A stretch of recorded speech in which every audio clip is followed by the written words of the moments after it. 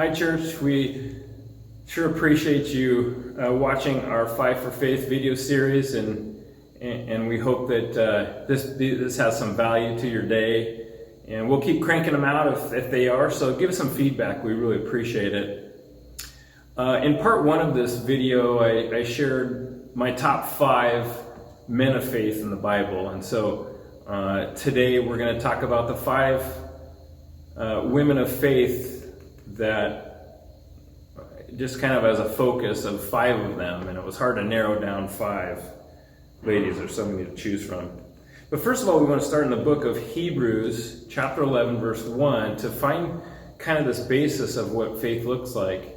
It's a familiar verse to us as believers. Now, faith is being sure of what is hoped for and certain of what we cannot see.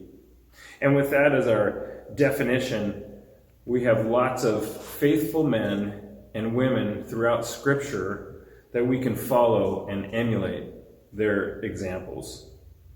There's so many great women to consider. And so first of all, I got to kind of give you some runners up and then an honorable mention before we get our top 5. First of all, I'd like to mention Hannah. And we know Hannah's story. She is unable to have kids, and her husband is not the greatest of guys, it seems like.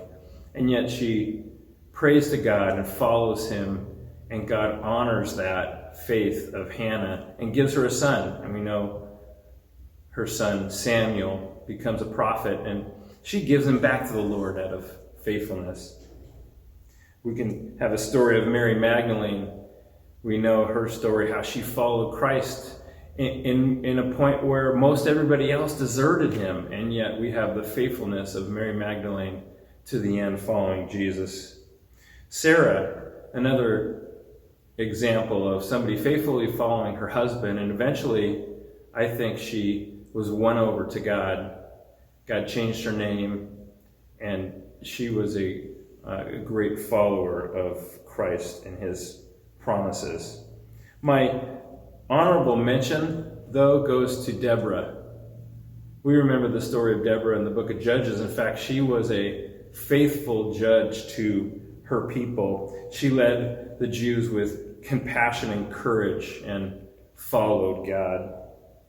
Now let's talk about the 5 women that I think are my top 5. And number 5 is Priscilla. And we don't know a lot about her, but she was a faithful and dedicated, godly wife of Aquila. And she was known for her incredible generosity to those who were in need. And she was a faithful disciple of Paul. Number 4 is Esther. And it's kind of tough to put her so low because of who she is, but wait till you see the other 3 ahead of her. But we kind of ding her because God's not mentioned in her book anyway, right? So we knock her down for that. But Esther was an orphan and rose to be queen of another nation. It's incredible. She showed courage, incredible courage and faith, helping save her people from complete annihilation. So we put Esther at number 4. Number 3 is Mary, the mother of Jesus. Mary, as a young teen, just followed God's instructions faithfully. God said that he found favor with Mary. We see that in the book of Luke. Also, we see in the book of Luke these incredible words that she says. She says, "I am the Lord's servant. May it be to me as you have said."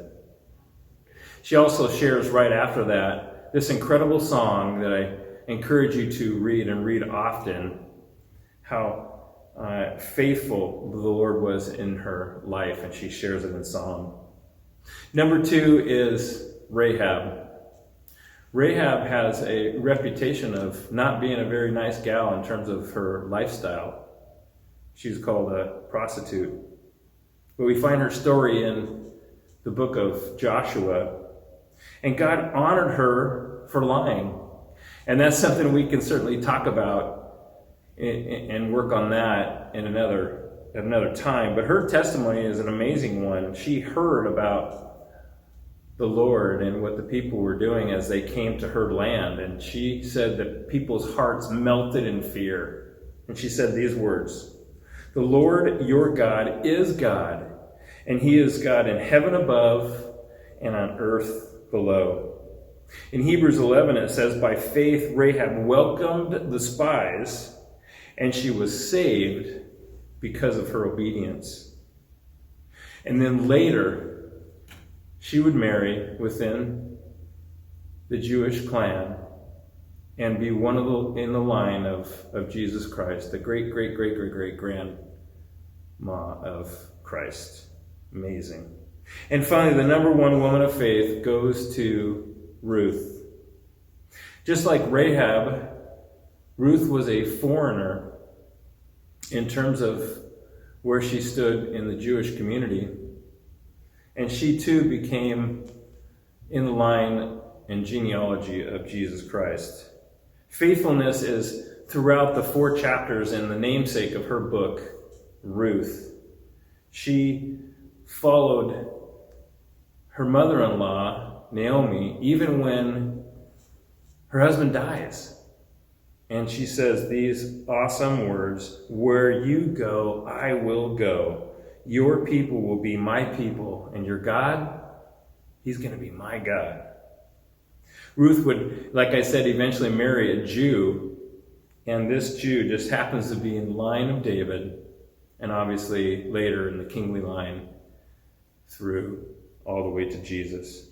Maybe you have a different 5, and I've just enjoyed that kind of exercise of just kind of walking through who I would have put in that hall of fame, a hall of faith. So go ahead and mention that. Maybe you have some others. Do the exercise maybe with your family or a spouse, and just have some fun. Thanks for watching. I appreciate it.